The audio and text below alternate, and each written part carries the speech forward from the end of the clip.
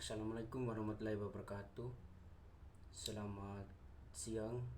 Pertama-tama yang saya hormati Pak Halim MPD selaku dosen pengampu mata kuliah. Perkenalkan, nama saya Barnabas Bulkaryam, NIM 200402080011. Di sini saya akan memaparkan PowerPoint dan menjelaskan tentang apa itu perubahan dan peserta didik.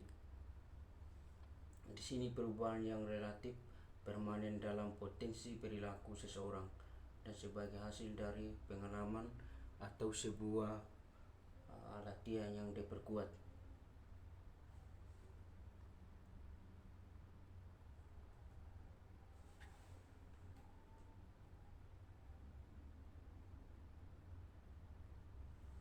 Jadi pengalaman di atas tadi diketahui bahwa belajar adalah proses mendapatkan ilmu sehingga ada perubahan dari sebelumnya. Jadi belajar itu sesuatu yang relatif, sesuatu yang wajib kepada seseorang, sehingga belajar itu dapat memperkuat sehingga dapat menambah wawasan ilmu pengetahuan sehingga menjadi berkah untuk kedepannya, sehingga ia bisa meraih cita-citanya seperti apa, apakah dia jadi guru, apakah dia jadi pembisnis, contohnya seperti itu. Sehingga belajar ini tidak hanya untuk pendidik saja, melainkan ini wajib untuk semua orang.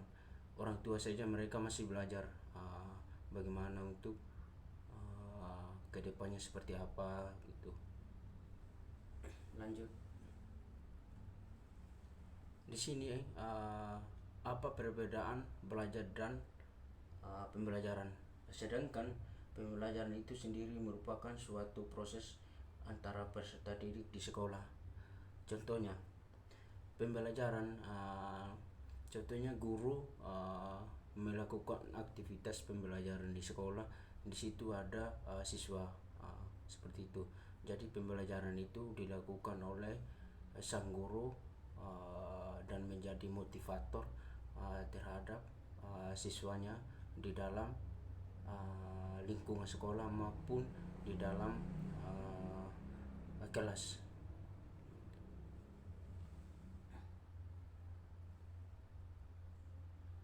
Dan di sini juga pembelajaran merupakan proses komunikasi dua arah.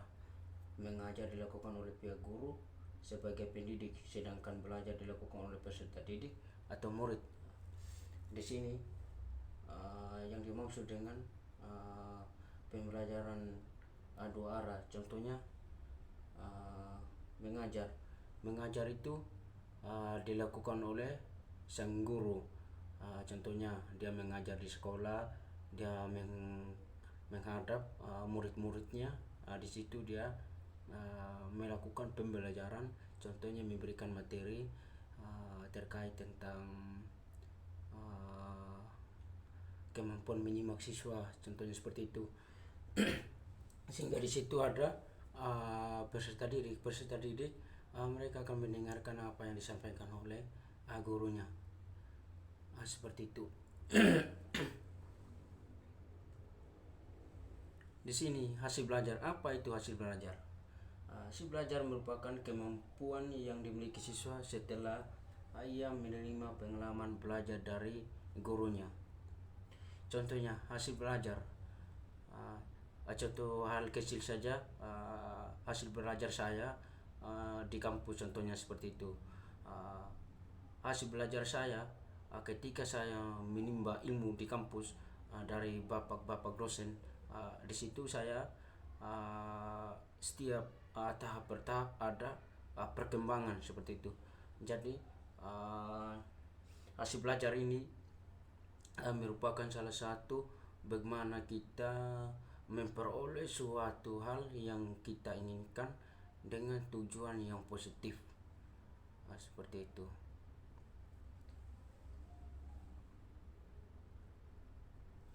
Di sini hasil belajar meliputi 3 aspek, yaitu yang pertama aspek kognitif, yang kedua aspek efektif, yang ketiga aspek psikomotorik. Apa itu yang dimaksud dengan aspek kognitif? Aspek kognitif meliputi perubahan-perubahan dalam segi penguasaan, pengetahuan dan perkembangan atau kemampuan yang diperlakukan untuk menggunakan pengetahuan tersebut. Contohnya perubahan-perubahan hal kecil yang kita lalui, contohnya bagaimana kita menerapkan apa yang menjadi tujuannya kita. Contohnya saya menjadi calon guru, jadi perubahan-perubahan apa atau perkembangan apa yang saya lakukan untuk kedepannya, seperti itu. Dan pengetahuan yang saya dapatkan maupun eksternal maupun internal, dari situ saya akan kembangkan di dunia nyata seperti di daerahnya saya nanti, seperti itu.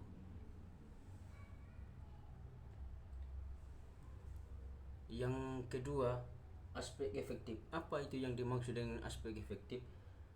Aspek efektif meliputi perubahan-perubahan dalam sikap mental, perasaan, dan kesadaran. Contohnya, aspek efektif ini meliputi perubahan diri seseorang dari sikapnya, karakternya, perilakunya dalam kehidupan sehari-hari. Dan di sini yang ketiga, aspek psikomotorik. Aspek psikomotorik ini meliputi perubahan-perubahan dalam segi bentuk-bentuk tindakan motoriknya. Di sini aspek psikomotorik ini meliputi perubahan tindakannya. Contohnya, tindakannya dia seperti apa? Contohnya tindakan dia dari hidup sehari-harinya seperti apa, seperti itu.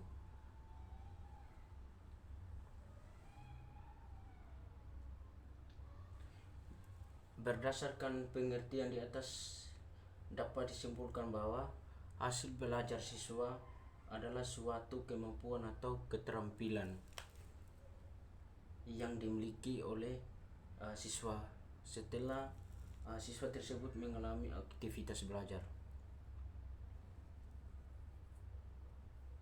Contohnya, hasil belajar siswa seperti apa? Ini tergantung gurunya juga. Gurunya bagaimana cara untuk mengajar. Di situ apakah ada timbal balik antara murid dan gurunya, seperti itu. Jadi gurunya harus memperhatikan siswanya ketika ia melakukan aktivitas pembelajaran dalam kelas, sehingga siswa-siswi dalam kelas itu mereka dapat menguasai apa yang diajarkan oleh sang guru, seperti itu. Sehingga hasil belajar siswa itu berjalan atau hasil belajar siswa itu ia meningkat, seperti itu. Di sini ada 5 kategori hasil belajar, yakni informasi verbal, kecakapan intelektual, strategi kognitif, sikap, dan keterampilan.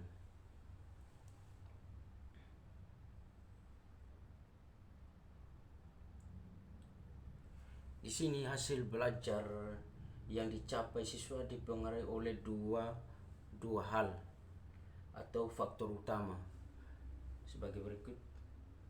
Yang pertama, faktor dari dalam diri siswa meliputi kemampuan yang dimilikinya, motivasi belajar, minat dan perhatian, sikap dan kebiasaan belajar, ketekunan, sosial, ekonomi, faktor fisik dan psikisnya.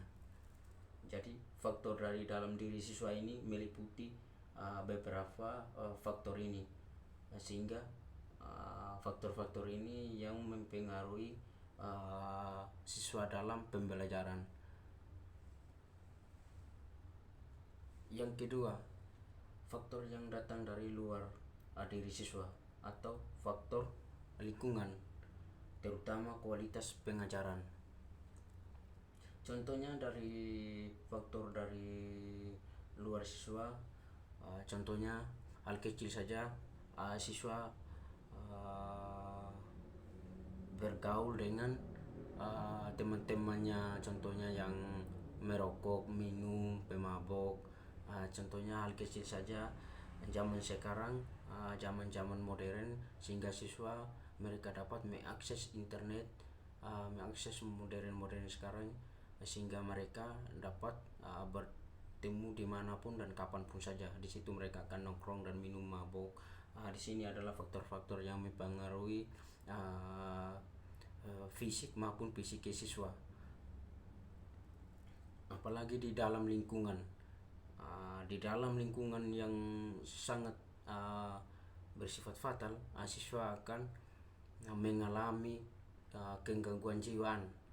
Sehingga di sini peran orang tua sangat penting sekali, dapat meningkatkan pembelajaran siswa untuk kedepannya.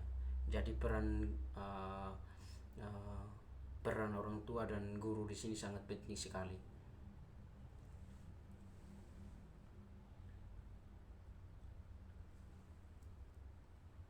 Di sini ada faktor-faktornya yang mempengaruhi belajar. Faktor eksternal dalam diri dan faktor eksternal dari luar siswa. Dan faktor eksternal di sini berkaitan dengan faktor dari dalam diri siswa. Selain faktor kemampuan, ada juga faktor lain, yaitu ada faktor motivasi, minat, perhatian, sikap, kebiasaan belajar, ketekunan, kondisi sosial, ekonomi, kondisi fisik dan fisik. Di sini tidak terlepas dari beberapa faktor ini.